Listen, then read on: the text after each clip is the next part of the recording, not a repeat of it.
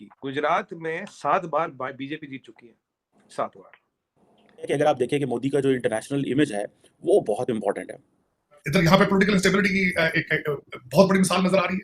मोदी साहब इलेक्शन जीत चुके हैं गुजरात से। बन जाएगा इंडिया में 32 बार एक स्टेट पे शासन करना।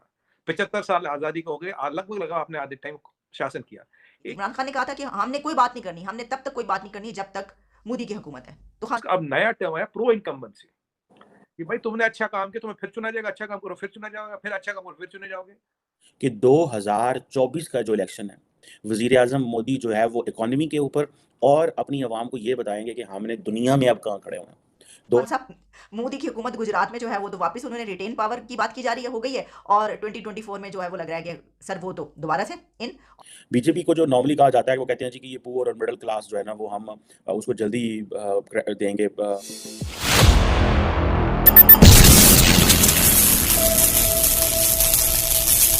इस वक्त इंटरनेशनल मीडिया पर एक खबर बहुत तेजी से वायरल हो रही है, हर तरफ एक खबर नजर आ रही है और वो खबर है इंडिया के इलेक्शन की। और रॉयटर्स उठा के देख लीजिए, आप ब्लूमबर्ग देख लें या आप बीबीसी उठाकर देख लें, हर तरफ ये बात की जा रही है कि इंडिया के इलेक्शंस में गुजरात स्टेट में बीजेपी यानी कि भारत के प्राइम मिनिस्टर नरेंद्र मोदी की पार्टी ने लैंडस्लाइड विक्ट्री हासिल की है।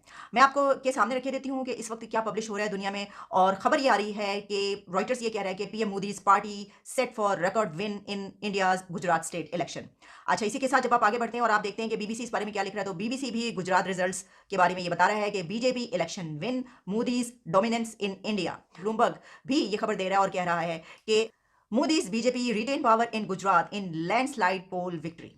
तो इससे दिखाई देता है, नजरिया आ रहा है कि गुजरात में पीएम मोदी की पार्टी इलेक्शन जीत चुकी है। तो ये बात कही जा रही है कि 2002 में बीजेपी और मोदी ने जो रिकॉर्ड कायम किया था सीट्स लेने का, तो 2022 में वो वाला रिकॉर्ड तोड़ते हुए नजर आ रहे हैं।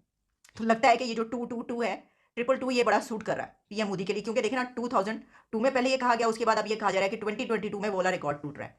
तो इससे पता ये चलता है कि कदम जो है वहां पर अभी तक जमे हुए हैं बीजेपी की, यानी जो इस वक्त वहां पर हुक्मरान पार्टी है वो जिस तरह कहा जा रहा है लैंडस्लाइड विक्ट्री हासिल करती हुई नजर आ रही है। एक नेशनलिज्म का उनका एजेंडा बड़ा उनका कामयाब रहा है और इसके अलावा इकोनॉमी जो है उसको ऊपर ले जाने का उनका एजेंडा वो उन्होंने करके दिखा दिया है। उनके ही दौर में जो है वो भारत 5th लार्जेस्ट इकोनॉमी बन गया, अब उसको 3rd लार्जेस्ट इकोनॉमी कहा जा रहा है। तो ये जाहिर है कि कामयाबी के इंडिकेटर्स हैं। अब मोदी जो है वो 2024 तक यहाँ पे है, तो अब क्या करना है फिर उससे? आप देख लें कि क्या जो वो जिसे कहते हैं ना कि खबरें किस तरह की आती हैं। कांग्रेस पार्टी जिसके साथ पाकिस्तान कभी ले दे कर लेता था, चीज़ें कर लेता। आप अमित शाह की बातें सुन लें, इंडियन प्राइम मिनिस्टर की बातें, डिफेंस मिनिस्टर की बात सुन लें, राजनाथ सिंह की जो मैंने पहले कहा है, फिर जो डॉक्टर जयशंकर की बात सुन लें अबाउट पाकिस्तान, वो क्या बातें कर रहे हैं। हमें टेम्परेचर नहीं समझ आ रहा। सुना है कि आज तक वो पिछले 6-7 इलेक्शन से हारे ही नहीं है और उनको नरेंद्र मोदी को सन ऑफ द सॉइल कह के बेसिकली एक वेव नरेंद्र मोदी साहब की आ रही है। और इसके साथ साथ जो कांग्रेस पार्टी के जो लीडर हैं राहुल गांधी साहब, वो भी जो है वो भारत जोड़ो यात्रा पे लगे हुए हैं। तो जरा हमें जाएगा इंडिया में 32 बार एक स्टेट पे शासन करना। 75 साल आजादी को हो गए, लगभग लगा आपने आधे टाइम शासन किया। एक यहाँ टर्म होती थी पहले एंटी इनकम्बेंसी, हर जगह यूज की जाती है कि भाई लोग आपसे परेशान 5 साल परेशान होंगे और आप भाई छोड़ो, आपसे नहीं होगा, हम किसी दूसरे को मौका देंगे। मोदी जी ने उस टर्म को ही बदल दिया, उसका अब नया टर्म है प्रो इनकम्बेंसी कि भाई तुमने अच्छा काम किया, तुम्हें फिर चुना जाएगा, अच्छा काम करो फिर चुना जाएगा, फिर अच्छा काम करो फिर चुने जाओगे। ये अभी एक आए ऐसे वाहिद नेता है, ओनली वन लीडर जिसके पास 45 इयर्स का पॉलिटिकल एक्सपीरियंस है। बोलोगे पॉलिटिकल एक्सपीरियंस कैसे? जब ये आरएसएस के प्रचारक थे या आरएसएस से ही संगठन मंत्री, ऑर्गेनाइजेशनल जनरल सेक्रेटरी नियुक्त होता बीजेपी में, कई बार प्रभारी भी नियुक्त होता है। 15 साल इन्होंने ऑर्गेनाइजेशनल लेवल पे काम किया, 15 साल। मतलब गरी कोचे की दूल बलोछानी, सुबह का खाना खा रात का खाना का कुछ नहीं पता। नेक्स्ट ये 15 साल सीएम रहे, अब 10 साल इन्हें पीएम हो गए। ऐसे टक्कर का, ऐसे क्रेडेंशियल का और कोई नेता हमारे पास है ही नहीं। अभी पूरा पॉलिटिकल स्पेक्ट्रम देखिए, at this age does anybody have 45 years of experience, organization CM then PM, there's nobody। Personal credentials पे है, ये तो पॉलिटिकल क्रेडेंशियल्स हो गए। ही इज नॉट करप्टेबल, ये इवन सीआईए की भी रिपोर्ट है, ये जानते ही इज नॉट करप्टेबल, करप्शन नाम की चीज है नहीं। इनका जो माँ है उनके भाई के पास रहती है, इनका भाई पेट्रोल पंप के साथ तेल भरता है, अब भी तेल भरता है पेट्रोल पंप पे। कोई वो अमीर रईस नहीं बन गया, वो वही है, भाई वही है, भाई भतीजे भांजे, किसी का वाला नहीं किया, कोई पार्टी में नहीं है। लास्ट टाइम जब इलेक्शन था तो इनकी माँ ऑटो में बैठ के, 3 व्हीलर होता ना ऑटो हमारे यहाँ चलते हैं, आपके चलते हैं, उसमें बैठ के वोट देने आई थी। आप बताइए 32 साल चीमा साहब किसी स्टेट पे रूल करना, तो what is anti incumbency? There is nothing on anti incumbency. अभी गुजरात में इन्होंने चीफ मिनिस्टर बदला और ऑलमोस्ट 98% कैबिनेट बदला 1 डेढ़ साल पहले। ये भी भाजपा, ये भी बीजेपी में कैपेबिलिटी है कि पूरा चीफ मिनिस्टर, पूरा कैबिनेट बदलती है, कुछ नहीं हिलता। वोटर को चाहिए डिलीवरी, वोटर को चाहिए गवर्नेंस, वोटर को चाहिए डेवलपमेंट, वो मिलता है। वो मेरे से मिले, ठीक है, वो आपसे मिले, वो XY से मिले, वो Z से मिले, जो भी है, that is the magic today. और ये खुद ऐसा कितना काम करते हैं, 3.5 या 3 घंटे रात को सोते हैं। ये only स्लीप्स for 3 hours in a night, 3 और 3.5 आवर्स। तो चीमा साहब अब ये 8 साल से चल रहा है, जिस तरह से हम देख रहे हैं। तो या तो उनकी टक्कर का लीडर आ जाए कोई, वो है नहीं। अब राहुल गांधी जी की बात करें, वो तो खैर पता नहीं कहीं भारत जोड़ो तोड़ो मरोड़ो, पता नहीं किस यात्रा में घूमे, कभी कोई स्टेटमेंट देते, कभी कोई स्टेटमेंट दे देते हैं, और अच्छा खासा वो एंटरटेनमेंट हो जाता है। उनके स्टेटमेंट पे आज भी एक डिबेट है टीवी पे, नेशनल टीवी पे। तो मैं तो यहाँ पे वो हमारे पंजाबी में कहते हैं हर शेर के ऊपर एक सवा शेर, हर किलो के ऊपर एक सवा किलो होता है, ठीक है।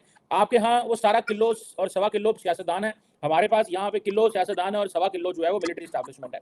वो चीजों को जब उन्होंने तोड़ना मोड़ना होता है, आप नहीं समझते कि मोनोपोली पॉलिटिशियन की इतनी ज्यादा है कि वो चीजें निकल से कुछ आ ही नहीं। जैसे फॉर एग्जाम्पल अभी ये बात की जा रही है कि गौतम अदानी साहब ने एनडीटीवी खरीद लिया, एनडीटीवी खरीद लिया, और जो एक क्रिटिकल वॉइस थी प्राइम मिनिस्टर मोदी की, उसी को ही दबा लिया। और गौतम अदानी के कहा जा रहा है कि बड़े स्ट्रॉन्ग कनेक्शन हैं पीएम मोदी के साथ, और उन्होंने बड़े प्रोजेक्ट्स भी लिए हुए हैं, और वो जैसे मिलकर काम कर रहे हैं। सो ये जो चीज है, आप कैसे इसको कैसे देखते हैं? मतलब there is no one who can challenge, because prime minister Modi ने वो एक मोनोपोलाइज कर लिया चीज को। इंडस्ट्रियलिस्ट को कहा कि तुम ये टीवी खरीद लो, मैं एक मिसाल दे रहा हूँ, ठीक है। और इधर जो है वो आप बातें कर रहे हैं जनाब कि वो सारा कुछ तो जनाब सरकार में दे देते हैं, 3 घंटे सोते हैं, खाते नहीं है, पीते नहीं है। और मैंने ये सुना है प्राइम मिनिस्टर मोदी के बारे में, ये जो आप कह रहे हैं बिल्कुल सही है, ये स्कैम कोई नहीं मिलेगा आपको, ठीक है।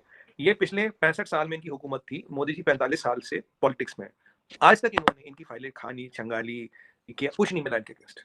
अगर 65 साल के अपने राज में इन्हें प्राइम मिनिस्टर मोदी के अगेंस्ट कुछ नहीं मिलता, तो जाहिर सी बात है कोई कुछ है नहीं, पहली बात। दूसरी बात, इंडिया का बढ़ता स्टैचर, कोई भी इकोनॉमिक पैरामीटर उठाइए, जियोपॉलिटिक्स उठाइए, फॉरेन एक्सचेंज रिजर्व उठाइए, स्टैचर उठाइए, डिफेंस एक्सपोर्ट उठाइए, कोई भी पैरामीटर उठाइए, India has grown leaps and bounds. आज से करीब 2010 के आसपास की ज्यादा बात नहीं कर रहा, हमारा जीडीपी कितना 2010 में already we have touch around 1 trillion, आज 22 से 3.4 ट्रिलियन की बातें कर रहे हैं। और अगर आप मुकेश अंबानी साहब का स्टेटमेंट देखें, ये मैं आपको बता रहा हूँ, ये स्टेटमेंट अभी उन्होंने दिया था, बाय 2040 और 50 I can't remember will be 45 trillion dollar economy. Mukesh Ambani साहब का स्टेटमेंट है, ब्लैक एंड व्हाइट में। मोदी जी को आपने कभी किसी इंडस्ट्रियलिस्ट से मिलते देखा? किसी इंडस्ट्रियलिस्ट से नहीं मिलते, जरूरत नहीं है। दूसरी बात, ये जो एनडीटीवी वाला है, ये टेक ओवर वो सब तो चलता रहता है कॉर्पोरेट सेक्टर में। कोई अगर एनडीटीवी में अगर उनको लगता है कि भाई उन्हें मतलब NDTV is culted because it's anti Modi voice, they can still have a voice ना। आज आप यूट्यूब पे आ रहे हैं, आज आप एक छोटा चैनल बना लो, आप चला सकते हो, इतना पैसा तो उनके पास ही, छोटा चैनल बनाए। अगर उनकी आवाज में ताकत होगी, जब हमारा यूट्यूब चैनल चलता है तो उनका सैटेलाइट चैनल तो चल ही जाना चाहिए ना। यूट्यूब चैनल चलाने में तो कुछ खास पैसे भी नहीं लगते, और इतना पैसा तो उनके पास है ही। उनके ऊपर ईडी के भी केस है, उनके ऊपर बहुत कुछ है अभी चीमा साहब, अभी तो बहुत कुछ चीजें खुलेंगी उनके ऊपर, क्या क्या है अभी, ये पैसा कहाँ से है। वो सुना मॉरिशस के रूट से काफी पैसा आया था, अब मॉरिशस में कौन से मामा जी बैठे थे, वो जो पैसा भेजे थे वो भी अभी निकलेगा। ये और यहाँ मोनोपोलाइज करने की बात नहीं हो रही, यहाँ डेवलपमेंट की बात हुई। अब आप देखिए अरविंद केजरीवाल जी को, मैं आपको बताऊं उनका इंटेंशन क्या है इलेक्शन का। उनका इंटेंशन इस इलेक्शन का है कि 4% वोट शेयर आए, नेशनल पार्टी बन जाए, फॉरेन फंडिंग वगैरह के रास्ते खुल जाए, और ज्यादा उनकी कोई लंबी चौड़ी मंशा है नहीं। यूपी में उनकी 98% सीटों पर जमानत जब्त हुई। दिल्ली में 3 बिजली पावर का चक्कर देखिए, अगर आप यूपी नहीं जीतोगे दिल्ली नहीं पहुंच सकते। आपकी लगभग 1/4 सीटें तो यूपी से आती है। यूपी आपके पास, जहाँ यूपी में 98% सीटों में जमानत जब्त हुई, 4-5 स्टेटों के इलेक्शन में सब जगह जमानत जब्त हो गई। पंजाब उन्होंने जीता, कोई डाउट नहीं उसमें। हाँ, पंजाब में थोड़ा, दिल्ली में 1-2 स्टेट में चलते रहेंगे। पाकिस्तान इसको कैसे देखता है? पाकिस्तान के लिए वैसे तो भारत में कोई भी हुकूमत हो तो हमारे जो ताल्लुकात हैं वो ऐसे ही बस थोड़े बहुत ऊपर नीचे रहते हैं। लेकिन आपको याद होगा कि इमरान खान ने क्या बात की थी। इमरान खान ने कहा था कि हमने कोई बात नहीं करनी, हमने तब तक कोई बात नहीं करनी जब तक मोदी की हुकूमत है। तो खान साहब, मोदी की हुकूमत गुजरात में जो है वो तो वापस उन्होंने रिटेन पावर की बात की जा रही है, हो गई है, और 2024 में जो है वो लग रहा है कि सर वो तो दोबारा से इन, और आप जो है अब कहीं भी दिखाई नहीं दे रहे, यानी खान साहब आप तो उड़ चुके हैं। तो अब इसलिए कहते हैं कि जो बड़ा बोल है वो नहीं बोलना चाहिए। लेकिन हम इस वक्त बड़े बोल की भी हमें कोई वो परवाह नहीं है, ठीक है जी, वो तो बातें ऐसी होती रहती हैं सियासत में, अब नहीं बोला। प्रॉब्लम ये है कि हमारे यहाँ कोई भी हुकूमत होगी तो हम इसको जो है ना वो नाम इसी तरह इस्तेमाल करते हैं भारत का, हम ताल्लुकात बेहतर नहीं बनाना चाहते। तो अगर आप गुजरात में देखें तो गुजरात में तो बड़ी लैंडस्लाइड विक्ट्री मिली है प्राइम मिनिस्टर मोदी को। और पीएम मोदी की ये जो पॉपुलैरिटी है 2024 के इलेक्शन से पहले, what does this mean for Pakistan? इसका पाकिस्तान पे क्या इम्पैक्ट पड़ सकता है, ये बड़ा इंपॉर्टेंट क्वेश्चन है। और होम स्टेट है, 7वीं दफा स्ट्रेट बीजेपी गवर्नमेंट बना रही है, 7th टाइम। और 100 जिसे कहते हैं ना 182 की असेंबली है, और 182 पे 156 पे जो प्राइम मिनिस्टर मोदी की पार्टी करी। आप इमेजिन कर लें कि सिर्फ 15-20 सीटें जो हैं, 20 सीटें से भी कम जो हैं, 25 सीटें शायद कह लें आप, जो हैं वो लूज़ की हैं। तो कितना ज़्यादा होल्ड है, और इसका जारी बात है इम्पैक्ट पूरे इंडिया में पड़ता है। इसी तरह ये जो प्राइम मिनिस्टर मोदी की विक्ट्री है, what does this mean for Pakistan? और मोदी का जो अपना कंट्रोल है वो अपने स्टेट में तो है ही है, लेकिन आप ये इमेजिन करें कि जो मोदी का कंट्रोल है वो पूरे इस वक्त इंडिया में भी है। और अपनी होम स्टेट से 7वीं दफा जीतना, दैट मेक्स द केस। इसमें ये है कि जो कांग्रेस पार्टी है वो तो उसका तो कोई नामो निशान भी नहीं नजर आ रहा आपको। है कि अगर आप देखें कि मोदी का जो इंटरनेशनल इमेज है वो बहुत इंपॉर्टेंट है। और मैंने आपको पहले कहा था एक दिन, फिर दोहरा देता हूँ कि 2024 का जो इलेक्शन है, वजीर आजम मोदी जो है वो इकोनॉमी के ऊपर और अपनी आवाम को ये बताएंगे कि हमने दुनिया में अब कहाँ खड़े हुए हैं। 2019 के इलेक्शन में तो वो डरे हुए थे, तो वो इकोनॉमी की बात नहीं कर रहे थे कि हमने इकोनॉमी कहाँ ले गए। डरे होने से मुराद ये है कि उस वक्त चीज़ें उनकी क्लियर नहीं थी, तो उन्होंने एंटी पाकिस्तान रेटरिक और वो आपको याद होगा surgical strike and all that हुआ था। लेकिन 2024 में he doesn't have that space. 2024 में वो दुनिया को ये बताएंगे कि इंडिया को ये बताएंगे कि देखें जनाब हमने हमारी अचीवमेंट क्या है 10 सालों में, and they made a significant achievements obviously, उस सेंस में भी आप देखें। सो ये जो चीज़ें हैं इसका सारी बात है पाकिस्तान की पॉलिटिक्स पे बड़ा इम्पैक्ट होता है। मैं कल देख रहा था कि पाकिस्तान का एक बड़ा प्रीमियर थिंक टैंक है institute of strategic studies Islamabad, वहाँ पे पाकिस्तान के काफ़ी बड़े लोग जो थे, जिसमें पाकिस्तान के जो former chairman joint chief of staff थे वो भी थे, और भी काफ़ी लोग थे, उन्होंने की नोट एड्रेस दिया।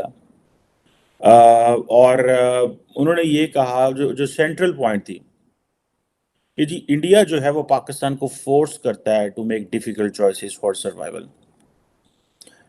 ये ठीक है, इसमें इसमें मैं ये नहीं कहता कि पाकिस्तान जो है वो India is not a challenge for the Pakistan, लेकिन हमें किस चीज़ को दुनिया के सामने चैलेंज रखना चाहिए। वो इंडिया तो आप देखें अपने काम में लग गया, वो तो कारोबार कर रहे हैं, बिजनेस कर रहे हैं। हम असी पहुंचो फिर इंडिया वेखने हैं। We need to look we need to look inwards, अंदर देखें अपने अंदर क्या मसला है। जब जनरल सियासत कर रहे हों और सियासतदान जो है वो जनरल्स के पास जाकर बैठे हों कि हमें कोई रिलीफ मिल जाए, तो फिर तरक्की कैसे होनी है।